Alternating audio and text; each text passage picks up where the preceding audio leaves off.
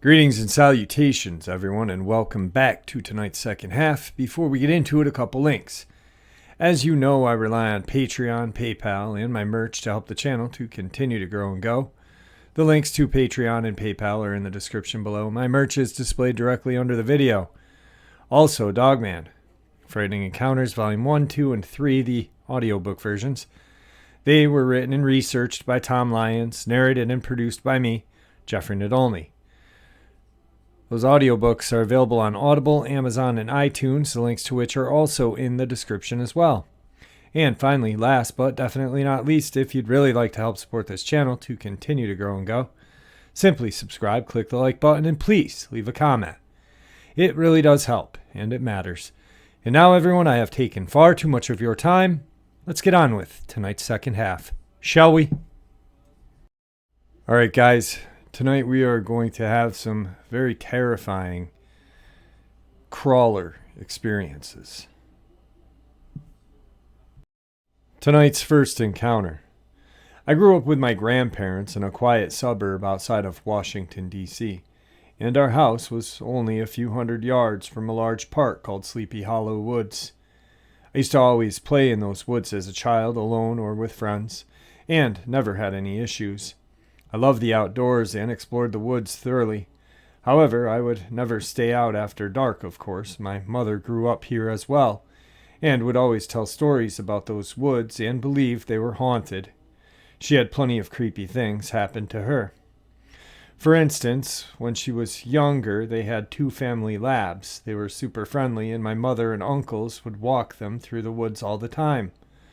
One time, my mom was walking alone with the dogs around dusk, when she came across what she describes as a ripped-off deer haunch lying covered in blood in the middle of the trail. There were no other deer parts or body or blood anywhere to be seen, just this random bloody leg. She described it as having the appearance of being ripped off, definitely not cut.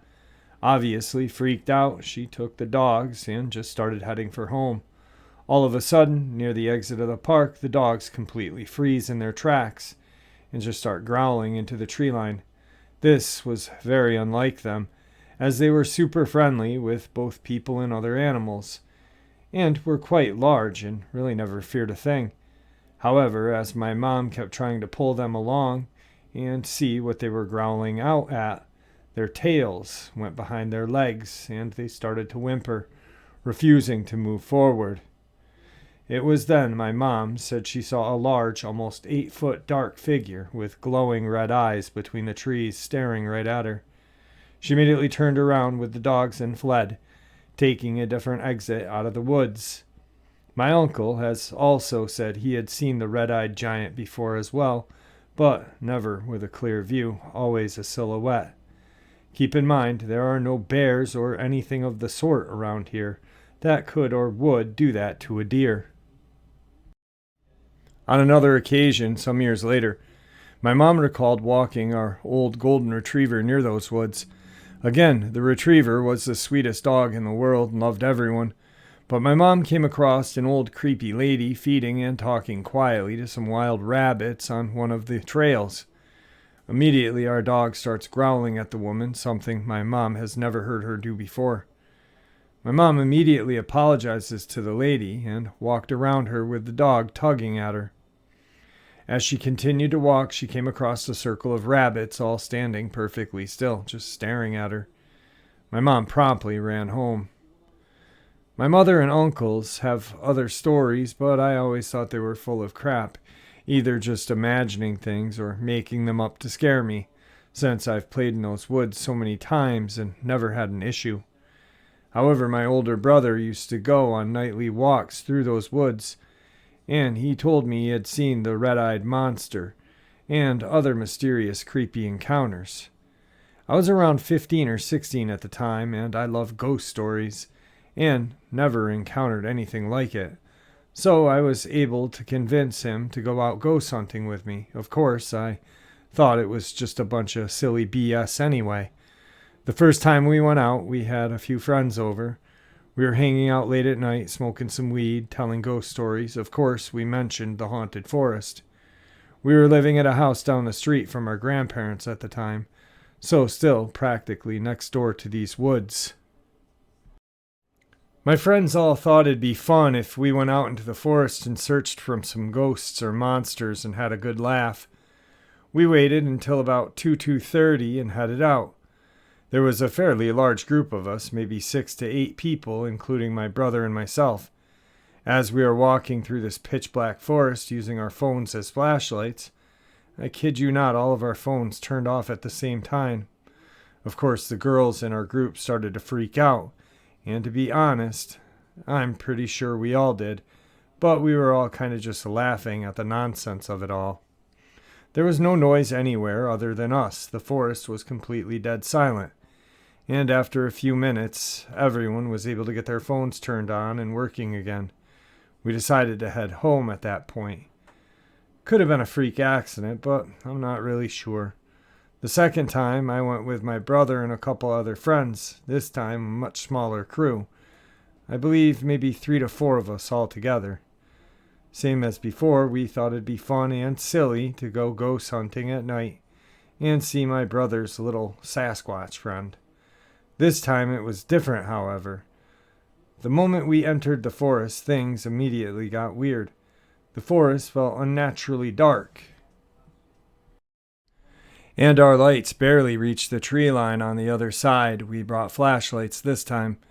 We also immediately felt a large sense of dread, danger, and adrenaline, and like we were being watched from all sides. Quite frankly, it was terrifying, as only moments before we were joking and laughing and telling ghost stories. But we all immediately shut up and felt it, not even 30 yards from the entrance to the forest. Whatever, we continued slowly walking deeper into the woods, talking and nervously laughing as we peered about with our flashlights. The forest was dead silent when suddenly, all at once, we heard what sounded like what we can only describe as several thousand monkeys screaming and screeching at us from the treetops and tree lines in all directions, all around us. The noise was overwhelmingly loud and deafening. I've never heard anything like it or since. It's hard to describe, but angry, hateful monkeys, all crying out in anger at us, is the best way to describe it. And those cries were definitely targeting at us. The sense of danger and dread immediately jumped to number 11, and we waste no time in turning tail and sprinting for the forest exit. The sounds of 1,000 lost souls screaming incredibly loud, chasing us from above and around. Obviously, we saw no animals or anything in the trees or around us when flashing our lights up and about. But we're also more preoccupied with getting out of there. Like I said, we were only perhaps a few hundred yards from the entrance of the forest, so it took us no time to get out. The moment we stepped out of the forest and into the light of a nearby street lamp, the forest fell dead silent. Not a rustle, not a whisper. For those of you who are wondering, there are not any wild monkeys in these woods, nor anything else I could think that would make those sounds. Man, that was obviously loud and terrifying. The third and final time, I worked up the courage to go ghost hunting and find these evil little monkey once and for all. Sealed the deal for me. I will never forget what happened on that night. A few months or perhaps a year or so after our encounter with the angry monkeys, I was still upset that I had never experienced anything with the red-eyed creature, and convinced myself that prior experience was probably just some rabid fox or something. It wasn't. My older brother agreed to go into the woods one last time with me, as he really didn't fear anything, and to be honest, neither did I. I was some edgy-ass 15 or 16-year-old anyway. This time, if I heard them yelling at me, I was going to yell right back at them and demand to show themselves. Or something, I don't know. I just wanted to prove myself that night, really. And that I wasn't crazy. The setting was perfect, the full moon. It was 2 a.m. My brother brought a couple of knives and a throwing knife.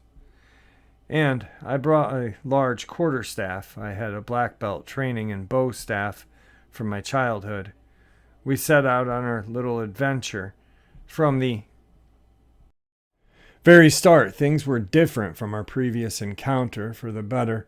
There were no unnatural feelings of being watched, no sense of fear or dread, no sense of panic. We walked all through the woods, sticking to the major paths.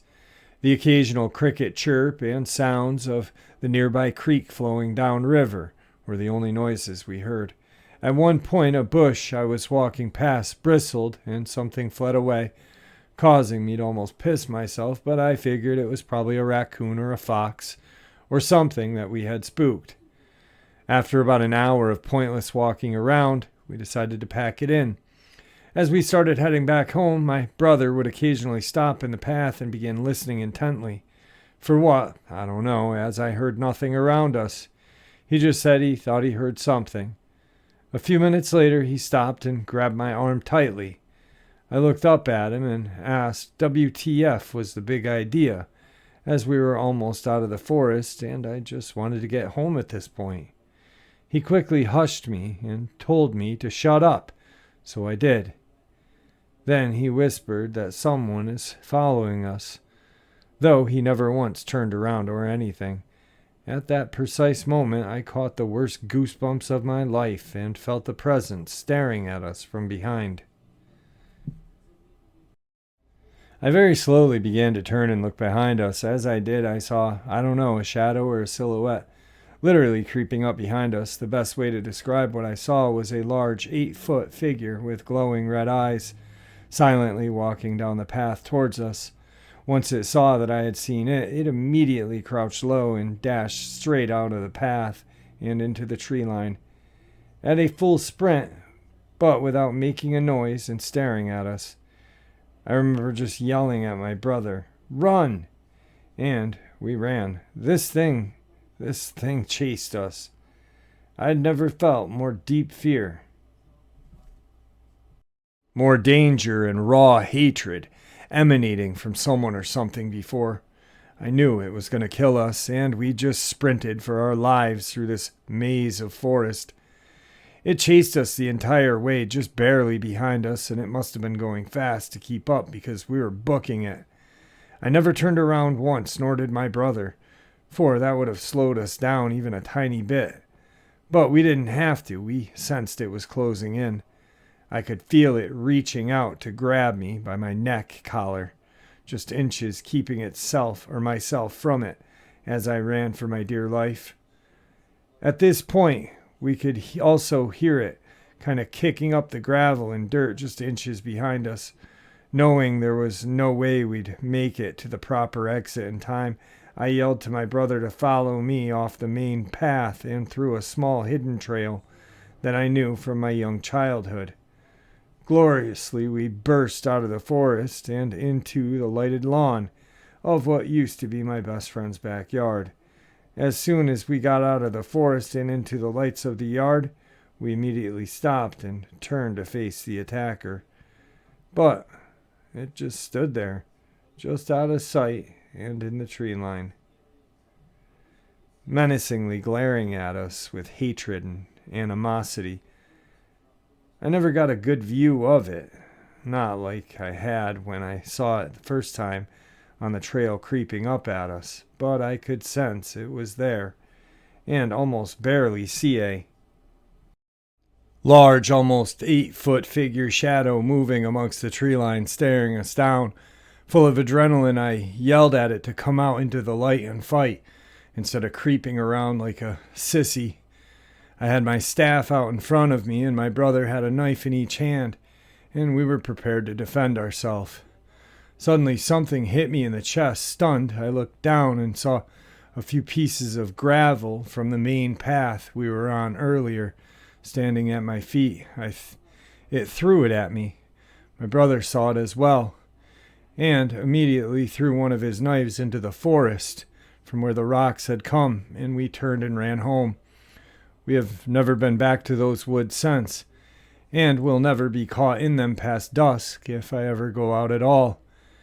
I don't know if it's just some angry hobo or something living in those woods or what, but from memory, the best I can describe what I saw was a very large, human-like figure walking, creeping quietly upon us, and once it saw that I had noticed it, it hunched down low and sprinted silently into the tree line straight for us.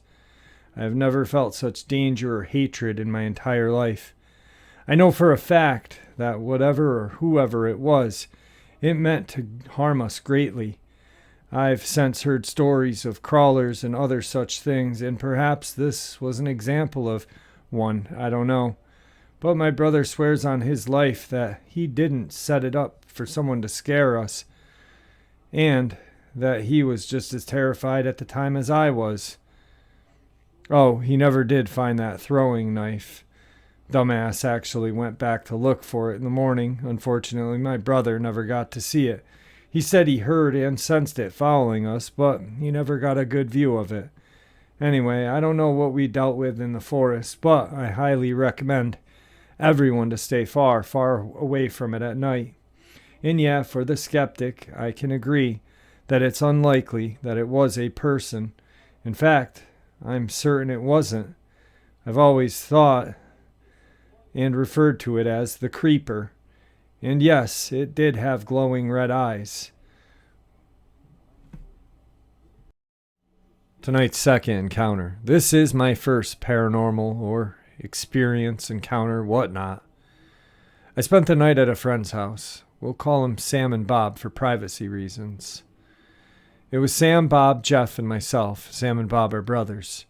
Anyway, Jeff and I had come over and brought our dirt bikes, so naturally we spent the day riding. We also went to the store and picked up some fireworks to let off at night. We had to quit riding at around 7. Keep in mind, this is eastern Kentucky in the middle of the woods and farmland because Sam and Bob's family are loaded with money. Since we had finished riding, it was getting pretty dark, we decided to light some fireworks. We had been lighting some small firecrackers and fountains and whatnot. But Jeff had the idea to have a Roman candle war. In the middle of the war, when we were grabbing new candles, we heard a whoosh, which ended up being a used Roman candle firing a shot in the grass, but we didn't know it immediately. And Sam made the comment that it was probably a Wendigo, unto which Bob and Sam got into a huge argument about if Wendigos live in Kentucky or not. This blew up and ended with a resolving pillow fight on the trampoline. After we were all gassed out, I decided we should all spend the night on this trampoline. At around 9 or 10 p.m., Jeff and I spotted some coyote at the tree line across the road from us. We all went inside because it freaked us out, because I'm from the city and I don't like wild animals. Also, it stunk real bad. It smelled like a dead rabbit or deer. Probably the coyotes got something. So we all went inside but left the pillows and blankets on the trampoline. After about an hour inside, Sam tells us we forgot the bedding on the trampoline and he wanted me and Jeff to go and get it. I, terrified of the dark, beg Jeff to come with me. He agrees. We throw our socks and shoes on and head to the back door, onto the patio. We go down the stairs and toward the trampoline. I'm behind Jeff, grabbing the back of his shirt, and he has a flashlight pointing straight. I'm looking to the right toward the road, looking for the coyotes. But I heard a thud sound to our left. I look over there, and there is a line of 4 trees parallel to us. They are shaped in a V starting at the base. I don't see anything, but I tell Jeff to point the flashlight over there. We don't see anything, so he swings it straight and keeps walking. I hear the thud this time, but this time Jeff hears it as well, and it's much, much louder, and it's still to our left. Jeff swings the flashlight in between the second and third tree in the row, and it's walking straight with us, not at us, but toward the same direction we're going. As soon as the flashlight lands on it, it behind the third tree, and now it stands up in the middle of the V of the tree. It stood about 4 or 5 heads taller than me, and I'm 5'9". It was incredibly skinny, as in I could see its ribs through its skin. It was a bright white, not like fluorescent white, but when the flashlight hit it, it definitely had a glow. Its eyes were the scariest part, two big reflective orbs that were a dark gray blackish, but here's the catch. They were reflective in the sense like the eyes illuminated the flashlight back at us. Also, its hands were gigantic, its fingers wrapped around the tree trunk. They were super long. Jeff looked over and I screamed and he just stood still. I turned around and he was still standing but dropped the flashlight. I still had his shirt in my hand and I yanked him hard and he just takes off in front of me. I sprint past him and back up the porch stairs. He falls on the stairs and I run to the door and open it and wait for him. As soon as he runs through, I slam the door and shut and lock it. The deadbolt shut the curtains and jumped back onto their couch. Sam and Bob were putting their socks and shoes on when we ran inside because they had heard me scream my lungs out. Jeff is standing on the couch and he starts babbling and tells them what we saw. I start hyperventilating. I have anxiety and asthma, and not an asthma attack. I haven't had one in years. I stopped carrying my emergency inhaler a long time ago. Sam is bewildered, and I started to cry while I was having my fit. I cried for almost an hour and didn't fall asleep until almost 3 a.m. I woke up and packed and called my parents to come and scoop me up. Tonight's final encounter. This happened 14 years ago. My boyfriend and I went to a graveyard one night because he had told me a story about he had seen something there. He didn't really want to take me, but I insisted. He said he had heard stories about this place, and if you go back there and sit every night, you'd eventually see it. He said he had finally seen the thing himself on the third or fourth consecutive night visiting. It's like a man-like and a gray being an alien, but he had only caught a glimpse of it and never went back afterward. I remember him saying he had car trouble when it appeared as well. Well, I couldn't resist. I wanted to see it for myself. On the third night we saw it. We were sitting in the dark with the moon being the only source of light. Man, we were dumb. And we both suddenly got a creeped out feeling for the first time since we had been there. We changed our minds about the whole thing and decided to leave and never come back. But, lo and behold, the car, my car, that has never had any trouble before, and not again for the years after this incident, would not start. My boyfriend was driving that night and kept trying, and it did eventually start up. When the headlights came on full force, we saw it standing right in front of the car. It was 7 feet tall and a gray color. In fact, it looked like a moving statue. It was kind of bent over, just looking into the windshield at us, and we were freaked out. Finally, it kind of shifted, and the car started. The thing darted off to the left so quickly, I knew that if it came to the side windows, we'd both be dead within a minute. It was so fast. But it just stood to the side of the car watching us as we drove away. The cemetery was laid out where the gravel road, Old Cemetery Road, went around the whole cemetery in a circle and looped back around, so the entrance is also the exit. We were spinning tires and slinging gravel the whole way around, but when we passed the place where the thing was, it had not moved. It had been standing there, watching us go around the gravel circle, and it let us leave, but it was looking directly at me. The passenger side of the car was facing it, and I couldn't really make out any features because it was dark, but I was overcome with the most severe depression I had ever felt in my life. In that moment, when I was looking back at the thing, it was like everyone and everything I ever cared about my whole life was burned right before my eyes. The pain and hurt was almost tangible, and it took my breath away. That night, when I was home and finally able to sleep somehow, I had a dream that the thing was calling to me from the graveyard, begging me to come back. It was harmless and miserable, stuck in the old cemetery forever, and it was alone, so alone. When I woke up, I was determined to go back and find the creature, but before I could even tell my boyfriend, I got calls from him and my 2 best friends. All 3 of them had nightmares where this thing had brutally murdered and mutilated me. The two girls who called me didn't know anything about the graveyard incident the night before. It was so late when we got back home I didn't tell anyone about it. I just went to bed. My boyfriend dreamt that I had gone back to the place because I felt bad for it, so he drove me out there. When he got there, he found the thing ripping me apart, tearing me open. For a long time I had dreams about it, saying, "I won't hurt you, please come back and help me, I'm suffering." And for a while I had to fight the urge to go back, even after 3 people told me about their nightmares. The pill isn't strong at all anymore. I guess it faded with time and kids and adulting, but I do think about it often, and I do kind of get a little itch to drive through. I don't know. It would be dumb as hell, but there's always been a little nagging voice that whispers about the thing we saw that night. It had a masculine physique, but no genitalia, and its eyes were completely black. No iris or pupil or anything, just black, inky nothingness. I've been searching all of these years, but only pics I've seen that look even remotely like it are, well, I don't know, wendigos, but not the ones with fur or antlers, just the grayish humanoid sexless thing.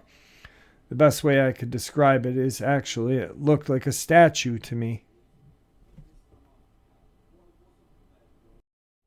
All right, guys, that is it for the creepy crawler encounters. How about those, huh? Man, that last one was just very strange. How she describes it as statue-like in a cemetery and it being lonely and calling out, but then her friends and her boyfriend all have that same nightmare. It is very terrifying. Wow, I definitely would not be going back. The second encounter with the trampoline reminded me of a Dogman encounter I had a subscriber share with me a while back. And it was quite terrifying. And I'm going to see if I got it in the files. And if not, I'm just going to narrate it off the top of my head sometime soon. Because it was very terrifying. And it involved a trampoline. And my daughters actually slept on a trampoline one night and had some weird crap happen to them. Nothing of like a crawler or a Dogman, but definitely some weird stuff. And it seems like kids who sleep on trampolines have these weird experiences. I don't know. Anyway, I hope you guys enjoyed these as much as I enjoyed sharing them with you. And thanks for all your support, guys. Channel is growing, and we are growing fast, and I love it. The family is getting bigger. The truth is getting out to people. And, wow, we're doing it. So thanks, guys. It really means a lot. With that, may the Great Spirit watch over us all, and may He guide us down that path that we call life.